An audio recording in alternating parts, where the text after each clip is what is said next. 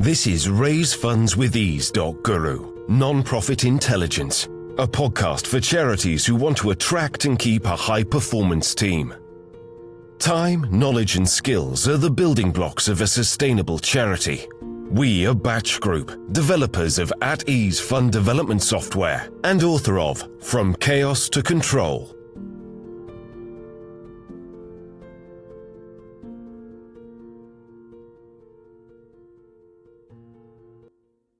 Welcome and thank you very much for joining me today.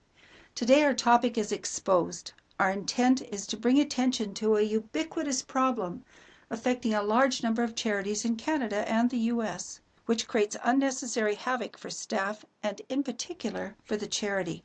Exposed. Well, by definition that means being placed in a vulnerable position. Our situation is this.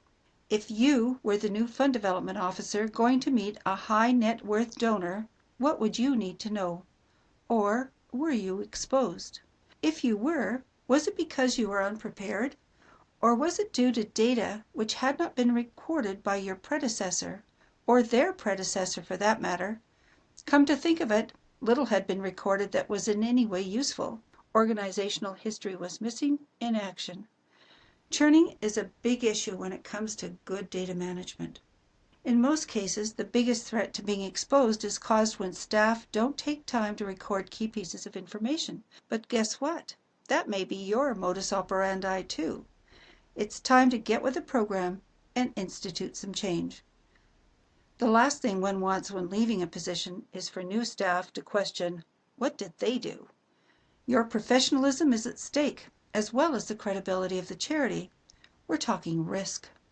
So we're going to look at a few samples, a few situations. They're all true. They're all very interesting. So here's number one. The charity holds a big Christmas event every year. Families attend with their children, and it's really elegant. Beautifully dressed kids and parents descend on the location.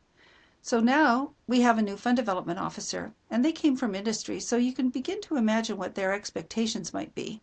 One of her first goals was to meet with some of the high net worth donors. So a meeting was set up. "Hello, Charles, it's so nice to meet you," she said. As the conversation ensued, the Christmas event came up. "Would you like to know more about our big holiday event? We'd love to have you attend," she said. "Oh, that would be lovely, but we've attended every year for as long as I can recall," said the donor. "Would you be interested in being a sponsor?" she asked. "Well, we've been a sponsor for as long as I can recall, too." This time there was no chuckle, maybe a head scratch occurred. To avoid further exposure, she quickly pivoted to a new topic, of course. But here's the analysis. The fund development person looked in the fund development software. They pulled a profile. There was little or no information about the high-value donor or their participation, and the reason turned out to have something to do with the special events coordinator. This person made a very, very good decision, and I put that in quotes, to use a spreadsheet for the event. Data never made it to the donor management software. I think that was pure genius. So our question is, was this okay? Our next question is, who's running the place? And our third question is, were there no rules of engagement? I'm sorry, folks, but the buck stops at the top, so the executive director's at fault. As no staff member should be allowed to make a disastrous decision like this, but you know what? It happens all the time. We'll leave the decision to somebody else. Spreadsheets are definitely a no-no. So here's the second one. This is also a really interesting true story. It's been rectified. But here's a situation where a service club had been running an event for participants, and they got pledges. This was for a health foundation, and they'd been doing this for several years. When the new executive director attended the event, they were surprised when an organizer mentioned that they'd never received any kind of a thank you or recognition. Ooh, that was awful, really exposed. How embarrassing, with a few, we're really sorry. And it has been rectified since, and volunteers get a big thanks. But the previous individuals were obviously more interested in a cash and grab rather than expressing their gratitude. So was it poor manners? Was it no manners? Was it ineptitude? They're a charity. Maybe they have special rules. Well, sorry, but there's no free lunch is only thing I can comment. And that's a really sad state of affairs. Here's number 3. The new executive director had worked in the community for many years, so she was well acquainted with what went on. She was reviewing a company who ran a third-party event on a specific date for this foundation, and they ran it every year, and the gift was around $10,000. When reviewing the data in the donor management software, there was nothing about the event or what precipitated the gift.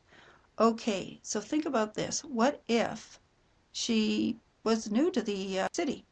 What if she was unaware that this was a third-party event and this organization did it? They just got this $10,000 gift every spring. That would have really placed somebody in a very awkward situation. From our perspective, it's a good thing she was there. That situation has been updated. Final situation, and this is something that we did just recently. We were interviewing high-value donors, and with this gentleman, he had donated a fairly significant amount of cash to a particular project for a foundation. Now, he told me that the entire fund development staff quit, and he was quite surprised because he thought they were a pretty good group. What he did find out after they left is that nobody knew anything about the status of the job that he had funded, where it was going, the position it was at, what all the requirements were. And to be honest, he was not only surprised, but a little set back. So this is just 4 examples, and there are hundreds of them. Charities do not get a free ride. And how do you prevent from being exposed? Number 1, you can ensure everyone working for the charity understands that they do not make decisions like the ones above on their own. The data belongs to the charity, not the individual. Second, senior management defines how things should work, and everyone needs to understand clearly what they're expected to do. If senior managers leave major decisions to staff, they can expect staff to do what they did at their last job. Obviously not a whole lot, and they left a big black hole. Introduce all new staff to the rules of engagement, and make sure there's a performance agreement that states what those expectations are so that people can live up to them. Charities manage donor dollars, and the expectation is that they're managed well, not in a haphazard fashion. For many charities, correcting this situation could take some time, but believe me, it's time well spent. Your credibility is at stake. Rules need to be defined for the charity, by the charity, and they need to be adhered to. And that goes for new executive directors, it goes for new staff. If the charity doesn't recommend the best way to handle things and have those expectations in place, things can be very up and down in terms of performance. Remember this, palest ink is better than the best memory. Send us your stories. We need a little shock therapy to lighten the day. And thank you so much for listening. You have been listening to NPI Nonprofit Intelligence. If you'd like to know more about building a high-performance team, drop by our site, raisefundswithEase.guru. Thank you very much. We look forward to speaking with you again. You have been listening to NPI, Nonprofit Intelligence. If you would like to know more about building a high-performance team, drop by raisefundswithEase.guru.